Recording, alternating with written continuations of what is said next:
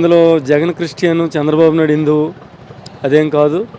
ఎక్కువ అనేక సార్లు హిందూ దేవాలయాల్లో ఎక్కువ పూజలు దర్శనాలు చేసుకున్నటువంటి వ్యక్తి జగన్మోహన్ రెడ్డి. మరి చంద్రబాబు నాయుడు గారు వెళ్ళడం లేదా చర్చిలకు గట్ట క్రిస్మస్ టైంలో?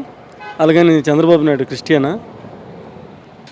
ఆయన క్రిస్టియన్కి హిందూ మతానికి వ్యతిరేక కాదు. ఈరోజు రాష్ట్రంలో ఉన్నటువంటి ప్రజలందరికీ కూడా ఈ రాష్ట్రంలో పరిపాలిస్తున్నటువంటి ముఖ్యమంత్రులు అందరికీ సమానమే. మతాలను వేరు చేసి పరిపాలన చేసినటువంటి విధానం కాదు.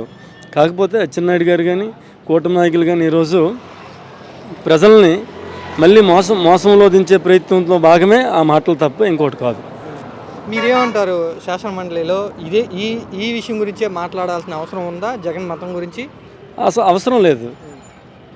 ఈరోజు రాష్ట్రంలో ఉన్నటువంటి ప్రజలకు మనం ఏం హామీలు ఇచ్చాం, ఇంక ఏం హామీలు మనం అమలు చేయలేదు, ఇంక చేయవలసినవి ఏమున్నాయి, చేసినవి ఏమున్నాయి, ఈ రాష్ట్రం అభివృద్ధి ఏ విధంగా వెళ్తుంది, ఈ రాష్ట్రంలో ఉన్నటువంటి ప్రాజెక్టులు కానీ లేకపోతే రోడ్లు కానీ లేకపోతే గ్రామాల్లో గడిచిన ప్రభుత్వంలో కానీ ఇప్పుడు ప్రభుత్వంలో కానీ చేసినటువంటి పనులకు ఎంతవరకు బిల్లులు అయినాయి, వీటి మీద ఆర్థికంగా మేము ఈ రాష్ట్రాన్ని అభివృద్ధి పదంలో ముందుకు తీసుకెళ్తామని చెప్పారు కదా.